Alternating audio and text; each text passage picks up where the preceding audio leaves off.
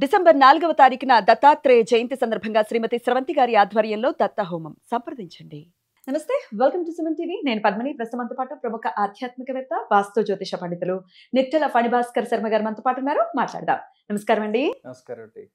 ఎలా ఉన్నారు ఫణిభాస్కర్ గారు? బాగున్నానండి. మీరు ఎలా ఉన్నారు? నేను బాగున్నానండి. చాలా చాలా సంతోషం ఇక్కడ మిమ్మల్ని కలవటం. చాలా అద్భుతమైనటువంటి ప్రొడిక్షన్స్ ని ఎప్పటికప్పుడు ఇస్తూ ఉంటారు. మీ వాగ్దేవికి నమస్కారం. గురు వైభవం మీ మాట ద్వారా నేను ఎప్పుడూ చెప్తూనే ఉంటాను. ఇది పొగడతా అనుకోకండి, మీ గురువులకి చెందుతుంది ఖచ్చితంగా మీ వాగ్ వైభవం అంతా కూడా. అయితే 2026వ సంవత్సరం రాబోతోంది. చాలా ఫాస్ట్గా గడిచిపోతున్నాయి రోజులు అనటంలో అతిశయోక్తి లేదు. అయితే ఇంత ఫాస్ట్గా వెళ్ళిపోతున్న ఈ టైంలో అన్నీ ఫాస్ట్గానే జరిగిపోతున్నాయండి. బ్యాడ్ అయినా గుడ్ అయినా ఎవ్రీథింగ్ ఆబ్వియస్లీ కదా. అయితే 2026వ సంవత్సరం యూట్యూబ్ ఓపెన్ చేస్తే ఎక్కువగా కనిపించేటటువంటి అంశాలు ఏమిటి అంటే 2026వ సంవత్సరం భయానకమైన సంవత్సరంగా మారబోతోంది అంటూ కొన్ని ప్రొడిక్షన్స్ ఒకంత భయాన్ని ఖచ్చితంగా కలిగిస్తూ ఉన్నాయి. ఇప్పుడు మనం తెలుసుకోవాల్సిన అవసరం లేదు, మనం ఉగాదికే మనం తెలుసుకుంటాం. అయినప్పటికీ మనం అలవాటు పడిపోయాం కాబట్టి జనవరియే ఒకంత మనకి ఒక ఫస్ట్ నెలగా అలవాటు పడిపోయాము. యాక్సెప్ట్ చేయాల్సినటువంటి ఒక విషయం. సరే, నేను తెలుగు మాసాలతోటే కంపేర్ చేస్తూనే మాట్లాడతాను. విశ్వావసు నామ సంవత్సరంలో చివరి అంకంలోకి రాబోతున్నాం. జాన్ నుంచి మళ్ళీ ఏప్రిల్ వరకు ఒక 3-4 నెలలు ఉంది. సో 26వ సంవత్సరం ఎలా ఉండబోతోంది, భయపెట్టబోతోంది అనేది మీరు కూడా ప్రొడిక్షన్స్ని ఇవ్వటం జరిగింది. మీ ప్రొడిక్షన్స్ని నేను పర్సనల్గా డెఫినెట్గా చాలా నమ్ముతాను, యాక్యురేట్గా ఇస్తారు అని. సో జన నష్టం అంటే ప్రాణ నష్టం జరగబోతోంది అని మీరు ప్రిడిక్ట్ చేయడం జరుగుతుంది. ఇట్లాగే చాలా మంది కూడా చెప్తున్నారు. Is it so? ఏమిటి ఇంత భయానకంగా ఉండబోతోంది అనేది జ్యోతిష శాస్త్రం చెప్తోంది. మరి బయటపడడానికి మార్గం కూడా చెప్పాలి కదా. తాళం వేసి ఊరుకోకూడదు, తాళం చెవి కూడా ఇవ్వాలి. మరి ఎలా ఉండబోతోంది? లేదండి, ఇందులో మీరు అన్నట్టు కాలం ఎందుకు వేగంగా వెళుతోంది మీరు గమనిస్తే అయనాంశ అనేటువంటిది ఒకటి ఉంటుంది. మన భూమి నిటారుగా ఉండదు. ఈ క్యాలిక్యులేషన్ చేసే దాంట్లో కూడా జ్యోతిష్యం అంతా టైం రిలేటెడే ఉంటుంది. ఇలా ఉన్నప్పుడు సాయన పద్ధతి, నిరయన పద్ధతి అని రెండు ఉంటాయి. మనం నిరయన పద్ధతిలో భూమి ఇలా ఉండకుండా కొంత వంగి ప్రయాణం చేస్తుంది. ఆ వంగి ఎంత వంగింది? ప్రతి 71 సంవత్సరాలకి 1 డిగ్రీ వంపు ఉంటుంది. ఆ వంపునే అయనాంశ కింద తీసుకుంటారు. 71 సంవత్సరాలకి మీరు చాలా మార్పులు గమనిస్తూ ఉంటారు. ఈ 71 అనేటువంటి సంఖ్య కూడా కాలమానంలో చాలా ముఖ్యమైనటువంటి నెంబర్. ఈ అయనాంశ ఆధారితంగానే మనం చెప్తాం. మీరు గమనించండి, 2020వ సంవత్సరం దాటిన తర్వాత భూమి తిరిగేటువంటి స్పీడ్లో కూడా మార్పులు వచ్చాయి అని చెప్పి చాలామంది సైంటిస్టులు కూడా నమ్ముతూ ఉన్నారు. అందుకనే కళ్ళు మూసి తెరిచే లోపల సంవత్సరాలు వెళ్ళిపోతున్నాయి. కరోనా వచ్చింది, మొన్నే వచ్చినట్టు ఉంది, కానీ 5 సంవత్సరాలు పూర్తయింది. ఒక సంవత్సరం క్రితం సంవత్సరం మనం కార్తీక మాసంలో ఇలా చేసుకున్నాం అనుకునే టైంలోనే మళ్ళీ కార్తీక మాసం వచ్చింది. అంటే ఇక్కడ ఏంటి అంటే టైం చాలా స్పీడ్గా నడుస్తూ ఉన్నది. సరే, ఈ కాలాన్ని పట్టుకోవడం అనేది మన చేతిలో ఉండదు. జస్ట్ దాన్ని మనం ఎలా ఉపయోగించుకుంటామన్న దాన్ని బట్టే జీవితం ఆధారపడి ఉంటుంది. 26 కాదు, నిజంగా చెప్పాలి అంటే 27 కొంత ఇబ్బంది పెట్టేటువంటి సంవత్సరం. పరాభవనామ సంవత్సరంలోనే పరాభవాలు ఉంటాయా?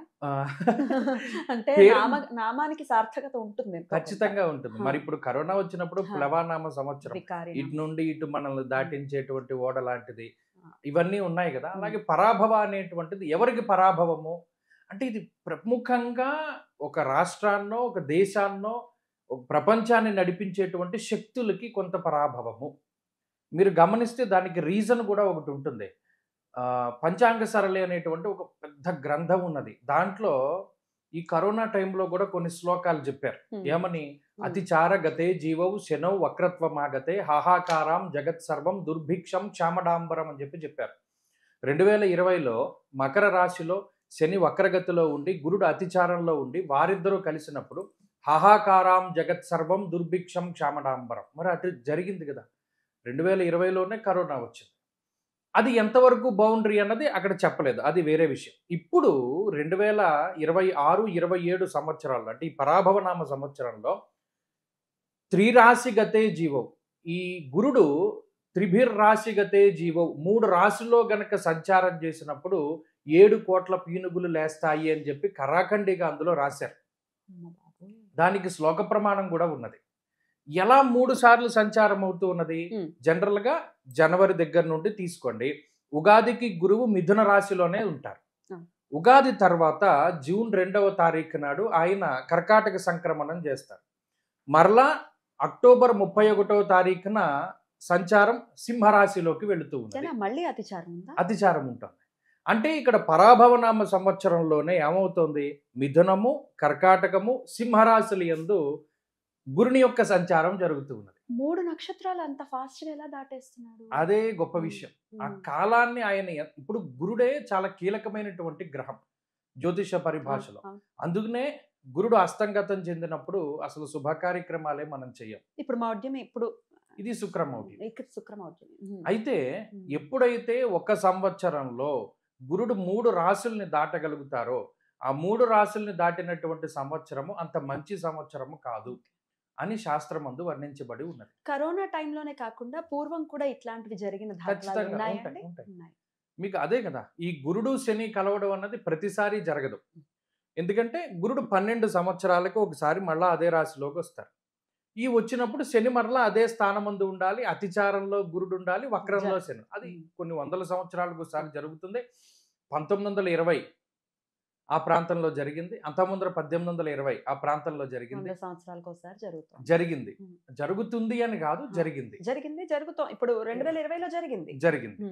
ఇప్పుడు గురుడు 3 రాశుల్లో సంచారం అనేటువంటిదే కొంత ఇబ్బందిని సృష్టిస్తుంది. ఏదో ప్రజలను భయపెట్టాలని కాదు, కొంత జాగ్రత్త పడతారు. ఇది యావత్ ప్రపంచానికి సంబంధించిన విషయం. ఇప్పుడు నా క్వశ్చన్ ఏంటి అంటే, ఏటా ప్రతి సంవత్సరం కూడా కొన్ని లక్షల మంది చనిపోతూనే ఉంటారు. General it is common thing. అదేం పెద్ద, మన భారతదేశంలోనే లక్షల మంది చనిపోతారు. ఈ 7 కోట్లు అనేది ఎంత రేషియో కింద కన్సిడర్ చేయాలి? ప్రపంచవ్యాప్తంగా తీసుకున్నప్పుడు కొంతమంది మీలాగే అనొచ్చు, 7 కోట్లు అంటే ప్రపంచంలో అన్ని కోట్ల మంది ఉన్నప్పుడు 7 కోట్ల సంఖ్యామానం కాదు.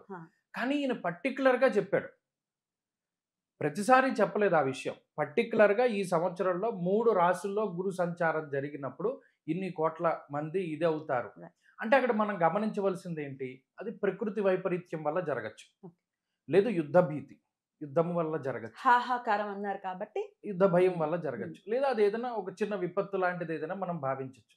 అయితే ఇక్కడ ఏంటి అంటే మనం భూమి మీద ఉన్నాం, మనం పెద్ద శక్తివంతులం కాదు, మానవ మాతృలం కదా. ప్రకృతి మన మీద కోపంగా ఉంటే మనం సర్వైవ్ అవ్వలేం. కాబట్టి ఏంటి అంటే కొంత జాగ్రత్త పడితే మంచిది అన్న ఉద్దేశమే, అంతకుమించి ఏం లేదు. డెఫినెట్లీ సూచిస్తున్నాం. ప్రెడిక్షన్స్ అంటే ఏమిటి, ఇదిగో ఇది బాబు ఈ రూట్ లో బాలేదు, జాగ్రత్తగా వెళ్ళు అని చెప్పటమే కదా, భయపడాలని కాదు. ఇప్పుడు మనం మాట్లాడుకున్నాం, బయటపడటానికి మార్గం ఏమిటి మరి? దీనికి ప్రకృతిని అనుసంధానం చేసుకుని మనం ముందుకు వెళుతూ ఉండాలి. మీకు మంత్రార్థాల్లో కూడా పర్జన్యస్యాం అనే మంత్రాలు ఎక్కువ వినబడుతుంటాయి, మేఘాలకి సంబంధించినటువంటివి. అలాగే యజ్ఞయాగాది క్రతువులు అనేటువంటివి చాలా ముఖ్యము. మేము అందుకనే కరోనా టైంలో వాటిలోనూ మహాసౌర యాగాలు, మహారుద్ర యాగాదులు ఇవన్నీ చేస్తూ, ఇవన్నీ లోకక్షేమాన్ని కాంక్షించే చేస్తారు. అటువంటి యజ్ఞయాగాది క్రతువులు ఎక్కువగా జరుగుతూ ఉండడము, ప్రకృతిని ఎక్కువగా కాపాడుకుంటూ ఉండడం, ఇటువంటివే మనం చేయగలిగినటువంటివి. మీరు చూడండి, కరోనా టైంలో కూడా కొంతమంది పెద్ద పెద్ద సంస్థల వాళ్ళు ఒక రోజులో సుందరకాండ పారాయణ చేయడము, వారికి తోచినటువంటిదే అలా చేసుకుంటూ వెళ్ళారు. అలాగే ప్రకృతిని శాంతింపజేయడానికనో, ఈ ఉపద్రవాలను దాటడానికనో మానవ మాత్రలో మనం భగవంతుడి యొక్క పాదాలు. ఇప్పుడు చూడండి, వర్షాలు పడవు, వర్షాలు పడకపోతే ఏం చేస్తారు, సహస్రఘట కుంభాభిషేకం చేస్తారు శివుడికి. 1000 కలశాలతోటి అభిషేకం చేసి నీటిలోనే శివుడు ఉండేలా చేస్తే సాయంత్రానికి వర్షం పడుతుంది. మరి ఇవన్నీ దేనికి సంబంధించి, ఆ ప్రకృతిని మనం ఇది చేసుకోవాలి అంటే పరమేశ్వరుడికి సంబంధించిన ఆరాధన చేస్తేనే మంచిది. అది సామూహికంగా చేయటం అని, సామూహికంగా చేయడము, ఇప్పుడు ఒక అపార్ట్మెంట్ లో ఉన్నారు, ఒక 10 మంది కలిసి చేయడము, పారాయణాదులు, సుందరకాండ పారాయణాదులు, లేదా రుద్ర పారాయణాదులు, ఇవన్నీ కూడా చాలా గొప్పగా పనిచేస్తాయి. లలితా సహస్రనామం సర్వసాధారణంగా, విష్ణు సహస్రనామం సర్వసాధారణంగా చేస్తూ ఉంటారు. ఎటువంటి ఫలితాన్ని ఇస్తుంది? ఈ ఉపద్రవాల నుంచి బయటపడతారా? ఖచ్చితంగా. అవన్నీ చాలా గొప్ప రహస్యమైనటువంటి మంత్రశాస్త్రాలు కదండి, అవి చదవడం వల్ల చాలా ఉపయోగం ఉంటుంది. కానీ నేను ఇదే చెప్తున్నాను, అయితే ఇవి ఒక దేశానికో ఒక రాష్ట్రానికో పట్టినటువంటి దేశారిష్ట యోగాలు కాబట్టి అవి పట్టినప్పుడు ఇంకా ఏదైనా మనం విశేషించి చేస్తే మంచిది. ఎన్ని రోజులు చేయమంటారు? 21 రోజుల పాటు కంటిన్యూస్ గా. ఆ గురుడి అతిచారము వక్రము ఉన్నటువంటి జూన్ 2వ తారీఖు దగ్గర నుండి అక్టోబర్ 31 లోపు గనక ఇది మనం చేయగలిగితే అది దేశ కాలమానాల మీద ప్రభావాన్ని చూపెడుతుంది. పరహితం కోరుకోవటం అనేది అత్యంత ఉత్కృష్టమైనటువంటి ఒక చర్య కదండి. అలా హితం కోరుకున్నప్పుడు ఖచ్చితంగా ప్రకృతి మనల్ని ఆశీర్వదించి తీరుతుంది అనటంలో నిర్వివాదం ఇది కదా. మరి ఇది ఖచ్చితంగా ప్రతి ఒక్కరూ కూడా చేయాల్సినటువంటి, మనం స్టార్ట్ చేయాలి. సామూహికంగా అందరూ బాగుండాలి, అందులో మనం ఉండాలి అనేది ఖచ్చితంగా చేయాలి. ఒక జ్యోతిష పండితులుగా చెప్పండి, మరి ఇంతమంది ఇంత విపత్కరమైనటువంటి పరిస్థితి ఉన్నప్పుడు కొన్ని రాసుల వాళ్ళకి ఇంకా భీకరంగా ఉండే పరిస్థితి ఏమైనా ఉందా? అంటే ఇప్పుడు ఉంటుంది. ఉదాహరణకి కరోనా టైంలో మీరు చూసుకోండి. బాగా ఎఫెక్ట్ అయినటువంటి రాసుల్లో మకర రాశి ఒకటి, ధను రాశి చాలా ప్రభావితమైంది. నేను ఎప్పటినుండో చెప్తూనే వచ్చాను. ఈ ధను రాశి పరిస్థితులు బాగాలేదు. మకర రాశిలో పరివేషలు మీరు 2020కి వెళితే సూర్యుడి చుట్టూ వలయాలు ఏర్పడ్డాయి. దాన్ని హ్మ్. పరివేష అంటారు. ఆ! చాలామంది దాన్ని కొట్టిపడేశారు. కానీ ఈ పరివేషలు గాని, లేపోతేనేమో ఉల్కాపాతాలు గాని, ఈ షష్టగ్రహ కూటములు గాని, లేపోతేనేమో ఈ గ్రహణాలు గాని పట్టినప్పుడు ఏంటి అంటే సంహితా గ్రంథాల్ని మనం ప్రమాణం చేసుకోవాలి. ఏదో ఒక రాశికే ఇది ఫలితం ఉండదు. అందరికీ ఉంటుంది. కానీ అవి ఏర్పడినటువంటి రాశులు ఏవైతే ఉంటాయో వాటికి తీవ్రత ఎక్కువ. ధనస్సు గాని, మకరం గాని 2019 దగ్గర నుండి స్టిల్ ఇవాల్టి వరకు జ్వరం వచ్చి తగ్గిపోతుంది 2 రోజుల్లో టాబ్లెట్లు వాడడం హ్మ్. వల్ల. కానీ దాని నీరసం ఎంతకాలం ఉంటుంది? ఆ! ఆ ఎఫెక్ట్‌ని ఇప్పుడు ఈ 2 రాసుల వాళ్ళు అనుభవిస్తున్నారు. హ్మ్. పోయింది అంతా గూడా. కానీ దాని తాలూకు ప్రభావం ఉంటుంది. అలాగే ఇప్పుడున్నటువంటి పరిస్థితుల్లో గూడా ఈ గురుడి అతిచార వక్రాల వల్ల కర్కాటక రాశి వారి పైన ఈ ప్రభావం కొంత ఎక్కువగా ఉంటుంది. ఓకే. వారు కొంత జాగ్రత్తగా ఉండడం. హ్మ్. కుంభరాశి మీద ఎఫెక్ట్ కొంచెం ఎక్కువగా ఉంటుంది. ఎందువలన? కుంభానికి ఏమిటి? కుంభరాశి వారికి హ్మ్. గురుడు హ్మ్. పంచమ, షష్ఠ, సప్తమ స్థానాదుల్లో సంచారం చేస్తున్నారు. హ్మ్. షష్ఠ గురుడు అంత మంచి గ్రహం కాదు. హ్మ్. 6th house. వీరికి ఇప్పటికీ ఏలినాటి శని యొక్క ప్రభావం ఉన్నది. రీసెంట్‌గా మొన్న గ్రహణం పట్టింది. రాహువు తీవ్రత ఎక్కువగా ఉన్నటువంటి రాశి. లగ్నంలో రాహు ఉంది. జన్మరాశి స్థిత రాహువు ధరాపుత్ర విరోధస్య ప్రవాసం రోగపీడనం అర్ధహానిర్మహా కష్టం జన్మస్థానగతో ఫణి అన్నారు. బాబా. అది ఆ రాహువు యొక్క ప్రభావం గాని, ఇది కొంచెం వారి మీద ఎక్కువగా ఉంటుంది కాబట్టి వారు జాగ్రత్తగా ఉండడం. హ్మ్. కర్కాటక రాశి వారు కొంత జాగ్రత్తగా ఉండడం. హ్మ్. ఇవి 2 ప్రధానంగా మనం చూసుకుంటే సరే. లగ్నం వైస్ కూడా చూసుకోవచ్చా అండి? ఓన్లీ రాసే చూడమంటారా? రాసేనండి. ఈ మధ్య కాలంలో లగ్నాన్ని బట్టి ఫలితాలు చెప్తున్నారట. హ్మ్. చాలా గొప్ప అసలది నమ్మశక్యం కాని విషయం. ఎలా చెప్తారు లగ్నాన్ని బట్టి? దానికొక ప్రమాణం లేదు. లగ్నమే ప్రమాణం కదా! లగ్నమే ఇండివిడ్యువల్ చూసుకోవాలి అంటారు. జాతకానికి. హ్మ్. మీ ఇండివిడ్యువల్ జాతకంలో మీ లగ్నము, లగ్నాధారిత గ్రహస్థితి ఫిక్స్‌డ్‌గా ఉంటుంది. హ్మ్. గోచారానికి, లగ్నానికి సంబంధం ఉండదసలు. రైట్. దానికి ప్రమాణమే లేదు. రాశి బట్టే చూసుకోవాలి. రాశి జన్మరాశి సమారభ్యాం చంద్రభాంతం ప్రగణ్యతే ద్వాదశ స్థాన సంఖ్యేన శుభాశుభ వినిర్ణయః. గోచార ఫలాధ్యాయం దగ్గర నుండి గోచార అసలు ఏది తీసుకున్నా జన్మ రాశి సమారభ్యాం అన్నాడు. మరి లగ్నం ఎక్కడి నుండి వచ్చిందో అది లగ్నాధారితంగా ఇండివిడ్యువల్ గానే చెప్పగలుగుతాము. ఓకే. తప్పితే హ్మ్. ఇప్పుడు ఇవాళ పలానా లగ్నం వాళ్ళు ఇప్పుడు అలా చూసుకున్నప్పుడు మీన లగ్నం వాళ్ళందరికీ ఏలినాటి శని ఉండాలి. అవును. కుంభ లగ్నం వాళ్ళందరికీ ఏలినాటి శని ఉండాలి. మరి అది సమంజసం కాని విషయం. రాశియే చంద్రుడితోటే రిలేషన్ ఇది. అంతే. సో, చంద్రుడిని బట్టే చూసుకోవాలి. చూసుకో. అప్పుడు రాశి. సో, కర్కాటక, కుంభరాశి వాళ్ళు మరింత జాగ్రత్తగా జాగ్రత్తగా ఉండమంటున్నారు కాబట్టి వీళ్ళు ప్రత్యేకంగా ఏమైనా ఆరాధన ఎక్కువ ప్రత్యేకంగా? వీళ్ళు చేసుకోదలిచింది కూడా ఏంటి అంటే హ్మ్.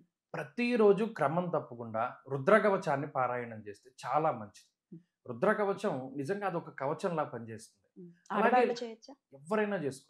లేదు మనం అంత చదవలేము అనుకున్నప్పుడు శివాష్టోత్తర శతనామావళి స్తోత్రం అని ఉంటుంది. శివో మహేశ్వర శంభు పినాకీ శశిశేఖర అని చెప్పి ఆ స్తోత్రమే స్తోత్రం కింద చేస్తారు. ప్రతిరోజు ప్రదోష కాలంలో శివుడి దగ్గర దీపారాధన చేసి శివాష్టోత్తర శతనామావళి గనక వాళ్ళు చదవగలిగితే ఎన్నో ఉపద్రవాల నుండి వాళ్ళు బయటపడతారు. ఖచ్చితంగా ఇవి చేసుకోవాలి. ఉపద్రవం నుంచి ఖచ్చితంగా భగవంతుడిని శరణు వేడితే బయటపడటం అనివార్యం. చాలా చక్కగా తెలియజేశారండి. కృతజ్ఞతలు. నమస్కారం.